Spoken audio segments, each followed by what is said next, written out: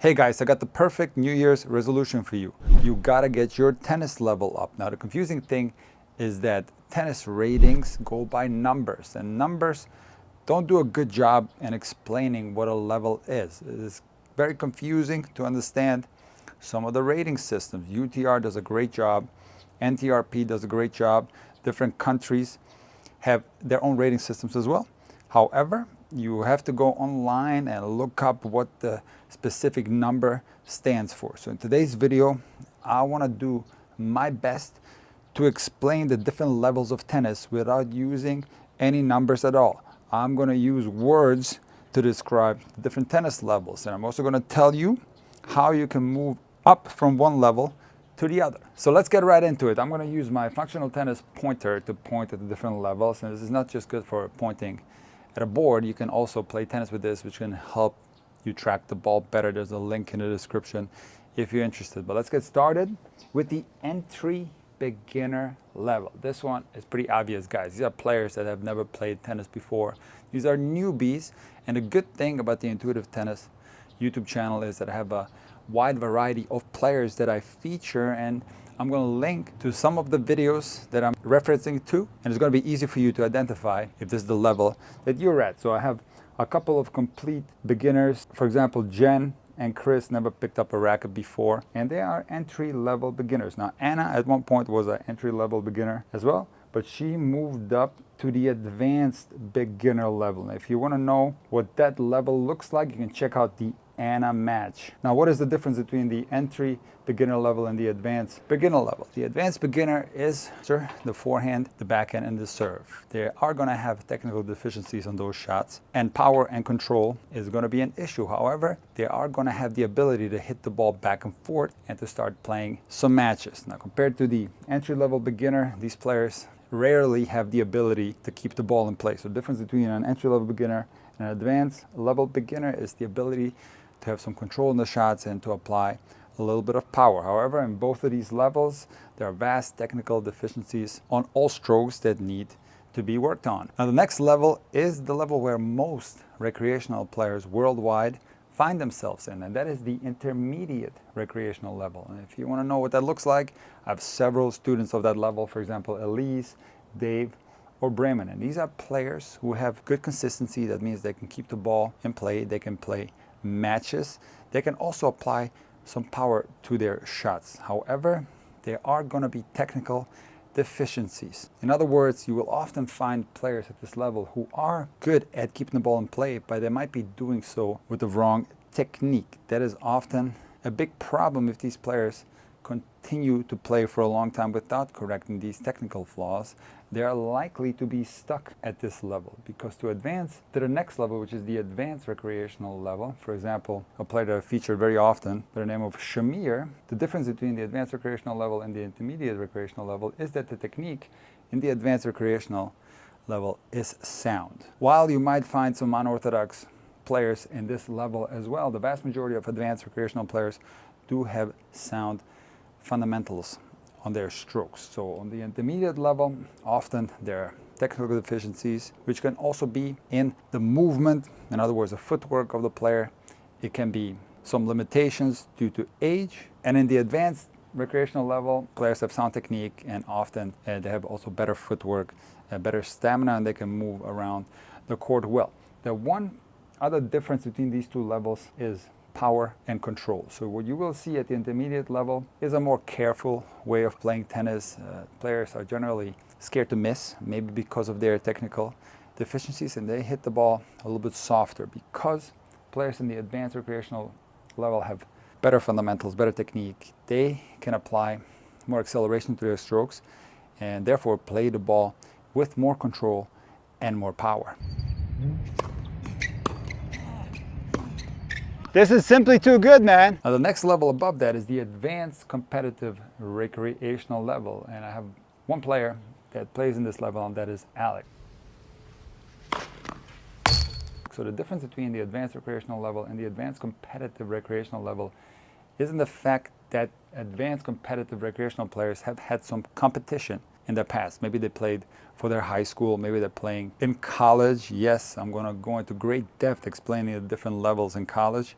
or it can be at a club team in college. And generally, these players have had more experience playing competitions outside of the club system. See, the club system will provide players of all levels opportunities to compete, but outside the club system, for example, high school, or playing tournaments, or playing in college, this is something that you will find at the advanced competitive recreational level. Now let me tell you, these players look really good. They have all the strokes, they can play with a lot of power, and they can come to the net and finish points off there. They can serve fast. They have really good kick serves as their second serves. They play amazing tennis.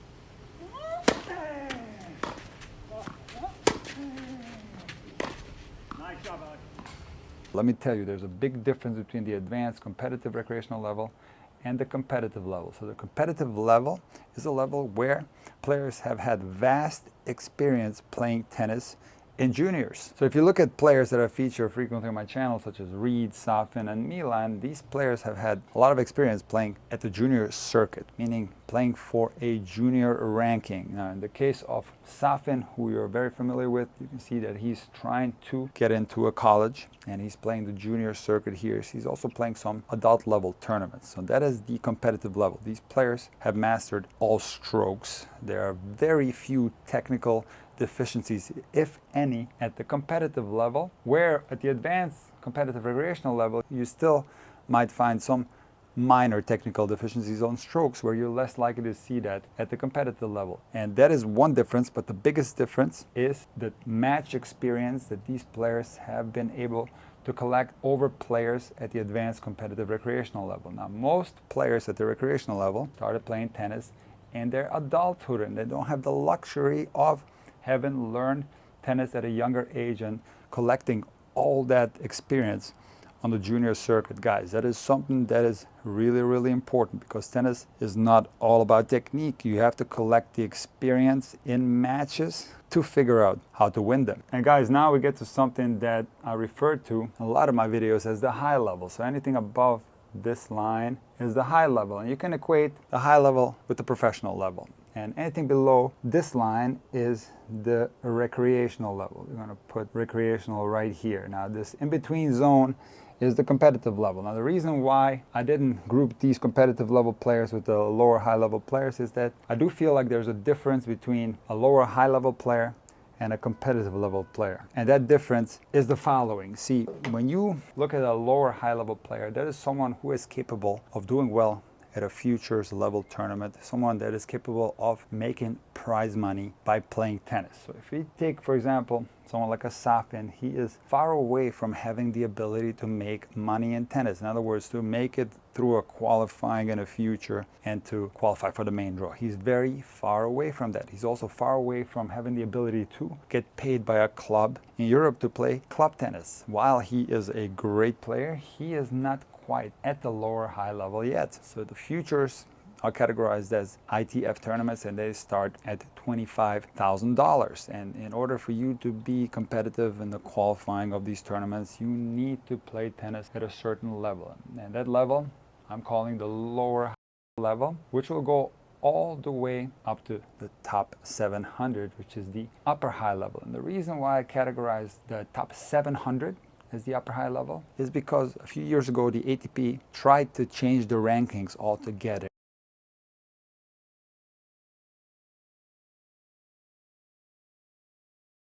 And they tried to only rank players that they thought can be recognized as professional tennis players. Now, I don't agree with that, because in my opinion, if you are able to make money with tennis, you can call yourself a professional player from the level that you're playing at. Now, of course, this doesn't mean that you can make a living at tennis. Believe me, I'm going to get into that a little bit later in the video, where you can actually start making money with tennis and make a living. That is somewhere up here, guys. So anywhere down here, you're looking at the upper high level and the lower high level. These players are not making a living in tennis. They're investing their money playing, trying to make it up here. So the big difference between someone at a lower high level and an upper high level is having the ability to break through at some of these tournaments, able to maybe go into the semis, a final, or win a future and start playing on the challenger circuit in the qualies. That is the big difference, because a lot of players at the lower high level kind of get stuck in the qualies. They might qualify every now and then, collect a few points here and there, but they have a hard time breaking through that barrier and getting into the later stages of the main draw, and they're pretty far away from playing the challenger circuit. So that is why I'm distinguishing between the lower high level and the upper high level. And now, guys, we get to the lower elite level, which is the top 200 in the world. See, a few years ago, I would have categorized the upper elite level as the top 100, but I've changed this because tennis have gotten so much deeper. The players that are ranked between 100 and 200 in the world are so incredibly strong that I'm changing it to top 200. Those are elite level tennis players. And what is the elite level? Well, that is the absolute best of the best. These are players that you recognize by name. These are also players who are good enough to compete in Grand Slam tournaments. Maybe not necessarily in the main draw all the time if you're ranked between 100 and 200, maybe you're playing more in the qualies, but these are players who are competing consistently on the challenger circuit and the ATP circuit.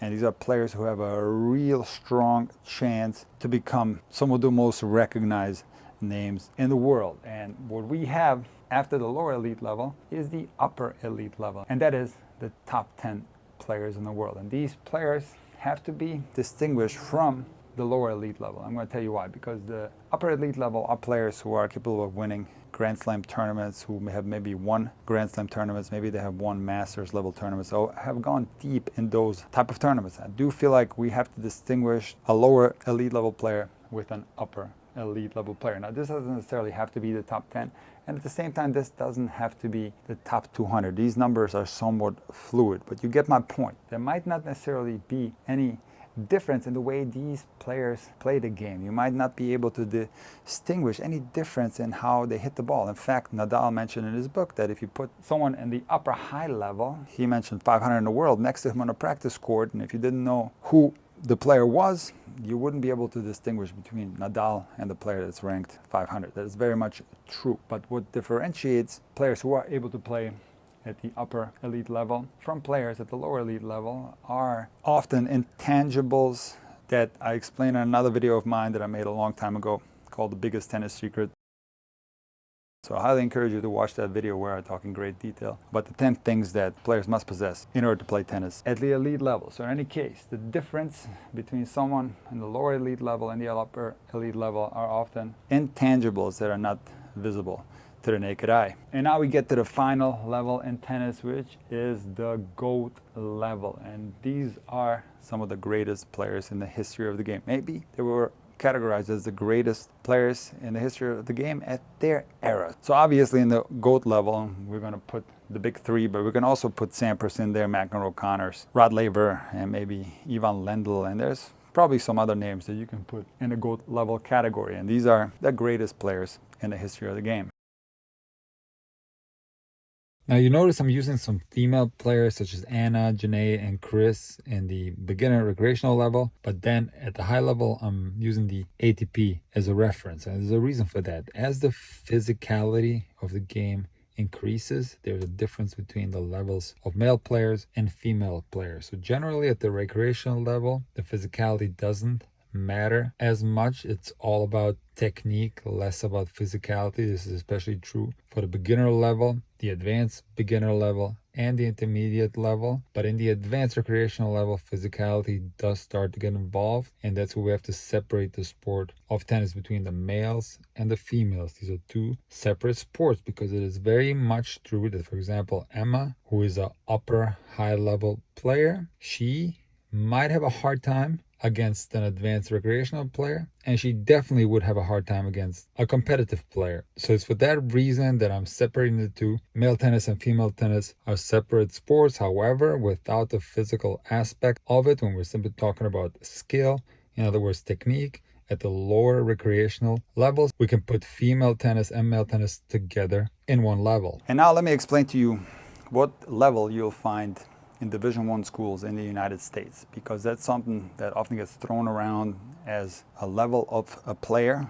People say I'm a D1 player, but that really doesn't mean anything. I'm going to explain to you that at Division 1 in the United States, you will find players all the way from the upper elite level all the way down to the advanced recreational level. Yes, I've said it. In Division 1, there are some advanced recreational players. So the level of play goes all the way from down here all the way to up here. And how can that be possible? Well, you have to realize that there are 314 Division 1 programs in the United States. And I played Division 1, and I can tell you from my own experience that I played for a small Division 1 school, and our conference was the Ohio Valley Conference, and we had to play teams that were in our conference. This is something that we couldn't avoid. And there were some teams in our conference that had advanced recreational level players on their team. Now, the teams that you're thinking of are the famous universities such as University of Georgia, Duke, North Carolina, UCLA, USC, and the list goes on and on. And what you will find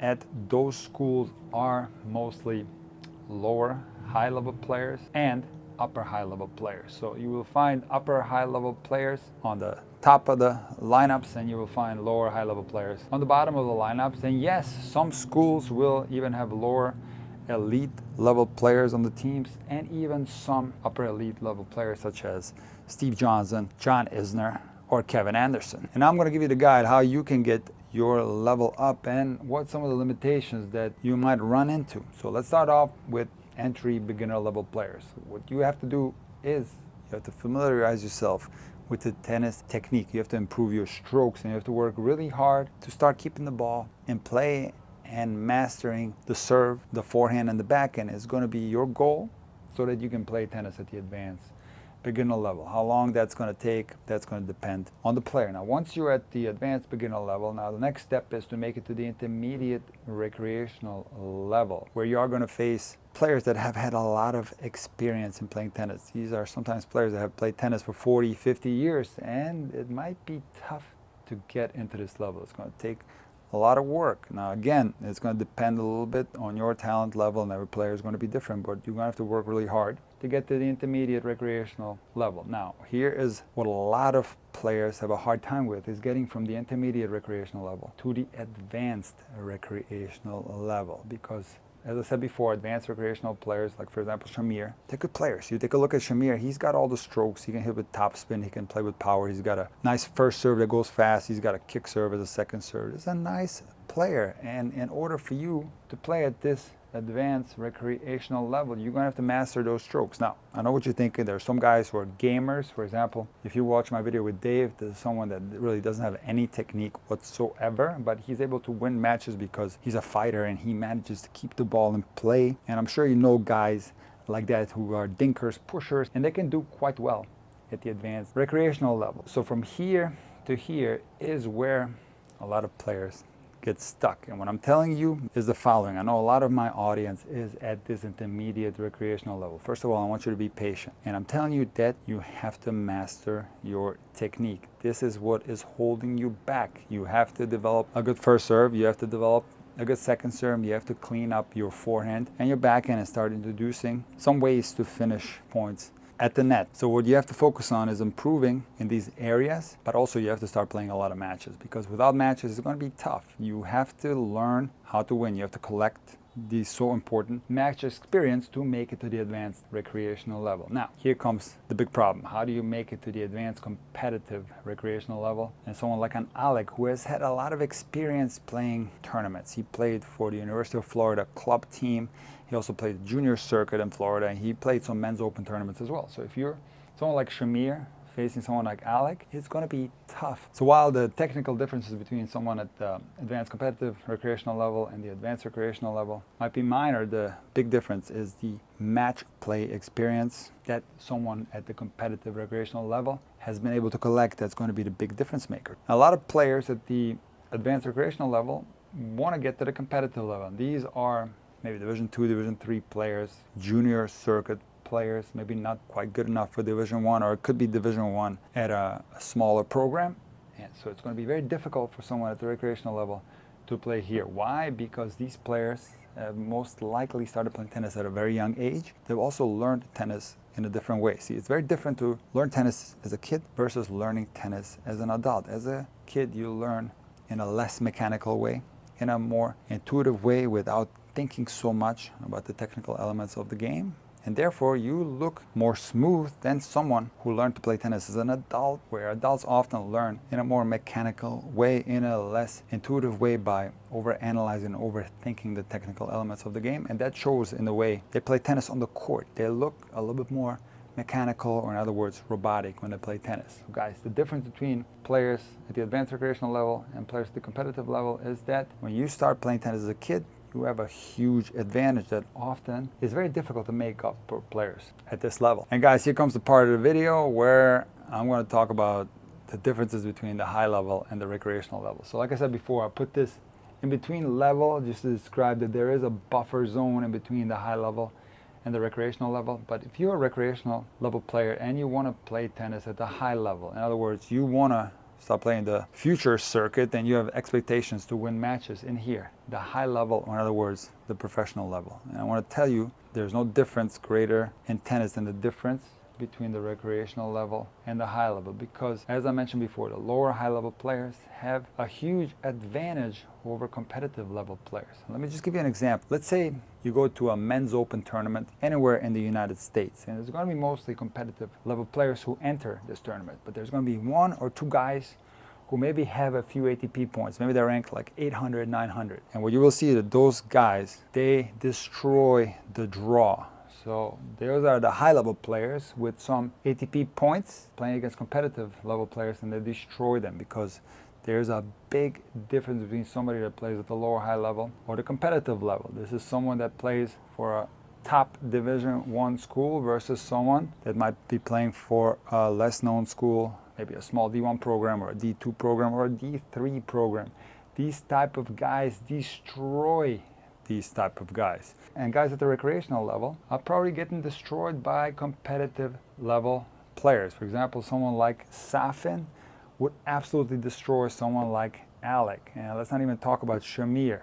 If he would have faced someone like a Milan, there's absolutely no way they can get even more than one game per set. Now the reason why I drew this as a pyramid is obvious, because on the bottom levels we have the most amount of players, and then obviously as we go to the top there are very few players. In the GOAT level there's probably less than 10 players in there. I'm going to give you some numbers. There are 87 million tennis players worldwide. Now I'm going to tell you how many players are in the high level. So if we take a look at this right here, the ATP points. There are 1,993 players with ATP points. So in other words, the player that is ranked 1,993 has one ATP point. So there's about 2,000 players. Now, there's going to be some players who don't play actively anymore, but still can play tennis at the high level. And I'm going to just estimate that there's going to be 3,000 players who are capable of winning ATP points. That is just my estimate. Maybe these are players who are of a very similar level as someone who has ATP points, or maybe these are players who used to be really good and don't play anymore. So let's estimate the number of these players at 3,000. That brings us to 5,000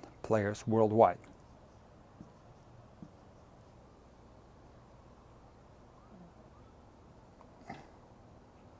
So guys, you understand now why it's so tough to get from the recreational level to the high level?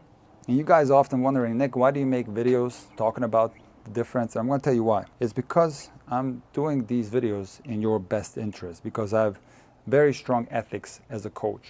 And I've had many stories in my coaching careers of players who are playing at the recreational level, who have aspirations to play at the high level. In other words, they have goals to start playing futures, and they in their head think that they have a chance to play futures. First of all, everybody's free to do whatever they want. You can travel the world and play futures and lose first round, one-on-one, all you want. But if you have aspirations to actually be competitive in this level and you are in the recreational level, there's absolutely no chance that you can do that. And what's going to happen is you're going to realize that you can't compete at that level. You're going to get very frustrated and you're going to quit tennis. I've seen it time and time again. I've had people come to see me for lessons who have been told by other coaches that yes, indeed, this is possible. And I'm forced to tell them the hard truth because my ethics as a coach are very strong. I have my players' best interest in mind. I don't care about the fact that if I tell them, yes, you can compete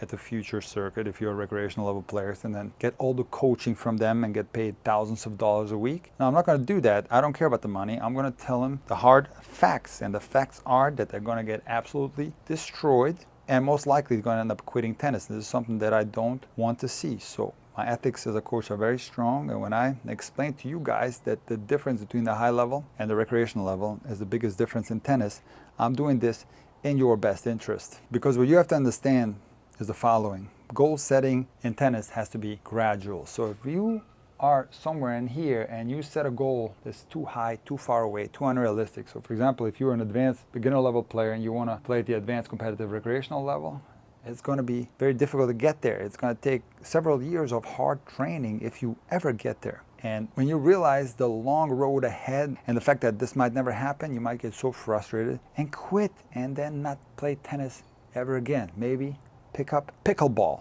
All right, so what you have to do instead is go step by step. You got to go through each one of these levels step by step. I'm not going to name them again, but you understand that when you go step by step is that the next goal in mind is all you should be concerned with. Doesn't matter what level you play at. In these levels right here, obviously it's going to get tougher to make it from one to the next. As I already explained, from the advanced competitive recreational level to the competitive level, there's going to be a tough hurdle, okay? This is going to be very, very difficult to accomplish. Why? Because these players have most likely started playing tennis as kids. We don't have to talk about that. But let's talk about someone like a Safin who has aspirations. And to be honest with you, I don't know exactly what his aspirations are. Maybe they're a little bit too high. But his goal should be the next level, which is the lower high level. And that is really all he should concern himself with. If he has dreams of playing on TV, in other words, playing the lower elite level, competing at Wimbledon or the US Open, this is a trap that's very dangerous and can lead to him quitting tennis. So it's very important that he sticks to what I said before, gradual goal setting, and he should be thinking about getting to the lower high level. That is the next hurdle he has to climb. And the same can be set for lower high level players. They need to get up here, and the lower elite level players, they want to get in here. And ultimately, I think when you're in the top 10, you can legitimately have the goal of becoming one of the GOATs. I think this is something that makes a lot of sense. Now, if you're in a lower elite level and you're dreaming about becoming a GOAT, I think this is a dangerous thing as well. So again, across all levels, a gradual step-by-step approach is going to be your best chance to maximize your potential as a tennis player and make tennis a lifetime sport.